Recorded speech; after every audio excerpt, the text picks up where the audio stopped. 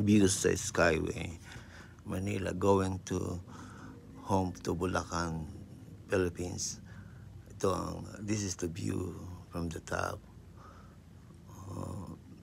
May 2 more hours before we arrive in Malolos, Bulacan.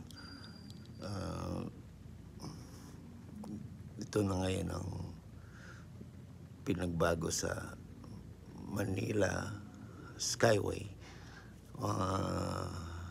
Pass route para makauwi sa Bulacan. Kasi when you going to like EDSA, ma-traffic. Dito hindi. May bayad siyempre. Kaya convenience ka kung gusto mo makauwi ng mabilis. Dito ka mag-Skyway ka. North Luzon Expressway. Maganda, ma-convenient. Maraming salamat. Bye-bye. Ingat palagi.